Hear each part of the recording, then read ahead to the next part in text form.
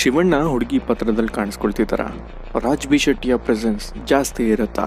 ಎಲ್ಲ ಕಡೆ ತ್ರಿಶೂಲ, ಹಾಗೆ ಶಿವಣ್ಣ ರೆಫರೆನ್ಸಸ್ಗಳಿದೆ. ಯಾಕೆ ಟ್ರೇಲರ್ ನೋಡಿದ್ರೆ ತಲೆ ಕೆಡುತ್ತೆ. ಇನ್ನು ತಡ ಮಾಡ್ದೇನೆ ಕಂಟೆಂಟ್ ಕಡೆ ಹೋಗ್ಬಿಡೋಣ ಬನ್ನಿ.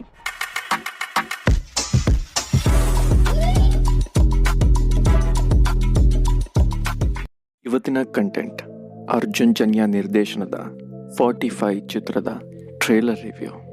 ಸ್ಟಾರ್ಟ್ ಆಗೋದೆ ಒಂದು ಹಾವಿನ ಇಂಟ್ರೊಡಕ್ಷನ್ ಇಂದ. ಉಪೇಂದ್ರ ಅವರ ಡೈಲಾಗ್ ಕೂಡ ಬರುತ್ತೆ.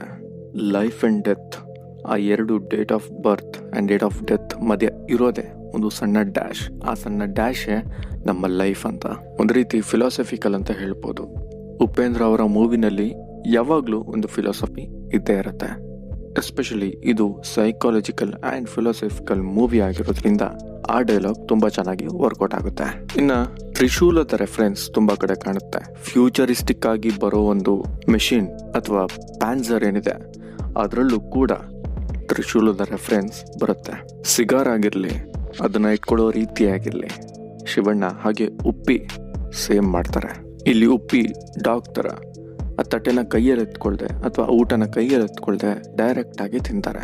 ಅದು ಯಾವುದಕ್ಕೆ ರೆಫರೆನ್ಸ್ ಆಗಿರ್ಬೋದು ಗೊತ್ತಿಲ್ಲ. ಇಲ್ಲಿ ಹಾವಿನ ರೆಫರೆನ್ಸ್ ಕೂಡ ಬರುತ್ತೆ. ಜೊತೆಗೆ ಒಂದು ಯಾವುದೋ ತೊಂದರೆಯಲ್ಲಿ ಸಿಗಾಕೊಂಡಿರೋದು ಗೊತ್ತಾಗುತ್ತೆ ರಾಜ್ ಬಿ ಶೆಟ್ಟಿ. YMD ಅಂತ ಕೂಡ ಇರುತ್ತೆ. ಅದು ಮೋಸ್ಟ್ಲಿ ಯಮಧರ್ಮ ಅಂತ ಇರ್ಬೋದಾ ಗೊತ್ತಿಲ್ಲ. ಇಲ್ಲಿ ಮೋಸ್ಟ್ಲಿ ರಾಜ್ ಸಾಲ್ಗಾರ ಟೆನ್ಷನ್ ಅಲ್ಲಿ ಇರ್ತಾರ ಅಂತ ಡೌಟ್, ಅಥವಾ ಅದಕ್ಕೂ ದೊಡ್ಡದು ಏನಾದ್ರೂ ಇದೆಯಾ? ಇರ್ಬೋದು, ಅಫ್ಕೋರ್ಸ್ ಲೈಫಲ್ಲಿ ಇದ್ದೇ ಇರುತ್ತೆ. ವರ್ಕ್ ಟೆನ್ಷನ್, ವರ್ಕಲ್ಲಿ ಕೂಡ ಪ್ರೆಷರ್ ಇರ್ಬೋದು. ಕಾರ್ನ ಈ ತರ ಪಾರ್ಕ್ ಮಾಡೋರ್ಗೆ ಹೀಗೆ ಆಗೋದು ಅಂತ ಒಂದು ಸರ್ಕಾಸ್ಟಿಕ್ ಡೈಲಾಗ್ ಕೂಡ ಇದೆ ಉಪ್ಪಿ ಕಡೆಯಿಂದ. In search of something Raj ಇಲ್ಲಿ ಇರ್ತಾರೆ ಅಂತ ಅನ್ಸುತ್ತೆ. ಇದರ ಮಧ್ಯ ಸುಮಾರು ಕ್ಯಾರೆಕ್ಟರ್ಸ್ಗಳು ಬಂದು ಹೋಗುತ್ತೆ, ಸುಮಾರು ರೀತಿಯ ಒಂದು ಎಲಿಮೆಂಟ್ಸ್ ಕೂಡ ಬಂದು ಹೋಗುತ್ತೆ. ಹಾಗೆ ಇಲ್ಲಿ ಗರುಡ ಗಮನ ವೃಷಭ ವಾಹನದ ಒಂದು ರೆಫರೆನ್ಸ್ ಕೂಡ ಕಾಣಿಸುತ್ತೆ. ಒಂದು ತುಂಬಾ ಇಂಟ್ರೆಸ್ಟಿಂಗ್ ಮ್ಯಾಟರ್ ಇದು. ನಾಸ್ಟಾಲಜಿ ಮೂಮೆಂಟ್ ಕೂಡ ಇರ್ಬೋದು. ಜೊತೆಗೆ ವೃಷಭ ವಾಹನದಲ್ಲಿ ಏನ್ ಕ್ಯಾರೆಕ್ಟರ್ ಇತ್ತು ಅದು ಇಲ್ಲೂ ಕೂಡ ಒಂದು ಯಾವುದೋ ಒಂದು ಮೂಲೆಯಲ್ಲಿ ಕ್ಯಾರಿ ಆಗ್ಬೋದು. ಹಾಗೆ ಇಲ್ಲಿನ ಗಾಡಿ ನಂಬರ್ KA 45 ಇದು ಸಿನಿಮಾಗೆ ಕೂಡ ರೆಫರೆನ್ಸ್ ಆಗುತ್ತೆ. ಅದು ಒಂದು ಲೀಡ್ ಕೂಡ ಆಗಿರ್ಬೋದು. ಈ ಗಾಡಿ ನಂಬರ್ ನೋಡ್ತಿದ್ರೆ ಈ ಗಾಡಿಗೂ ಕೂಡ ಒಂದು ಕ್ಯಾರೆಕ್ಟರ್ ಇದೆ ಅಂತ ಅನ್ಸುತ್ತೆ. ಫ್ಲವರ್ ತರ ಇರೋ ಗನ್ ಕೂಡ ಕಾಣಿಸುತ್ತೆ. ಅದು ಗನ್ ಅನ್ನೋಕ್ಕಿಂತ ಒಂದು ಮೆಷಿನ್ ಗನ್ ಅಂತ ಅನ್ಸುತ್ತೆ, ಅಥವಾ ಯುದ್ಧದಲ್ಲಿ ಬಳಸುವಂಥದ್ದು ಆಗಿರ್ಬೋದು. ಮಧ್ಯ ಹಾಗೆ ಕೊನೆಯಲ್ಲಿ ಏನೇನೋ ತೋರಿಸ್ಬಿಡ್ತಾರೆ. ಅಲ್ಲಿಗೆ ಕನ್ಫ್ಯೂಷನ್ ಸ್ಟಾರ್ಟ್ ಆಗುತ್ತೆ. ಯಾವ್ದ್ಯಾವ್ದೋ ಲೋಕ ಬರುತ್ತೆ, ಅಥವಾ ಇದೇ ಲೋಕದಲ್ಲಿ ಬೇರೆ ಬೇರೆ ರೀತಿಯ ಎಲಿಮೆಂಟ್ಗಳು ಕಾಣಿಸುತ್ತೆ. ಅದು ರಿಯಲ್ ಲೈಫಿಂದ ತುಂಬಾ ದೂರ ಅಂತನೂ ಅನ್ಸುತ್ತೆ. ಇಲ್ಲೇ ಸ್ಟಾರ್ಟ್ ಆಗೋದು ಈ ಫಿಲಮ್ ಎಲ್ಲಿ ಹೋಗ್ತಾ ಇದೆ, ಯಾವ ದಿಕ್ಕಿಗೆ ನಡೀತಾ ಇದೆ ಅಂತ.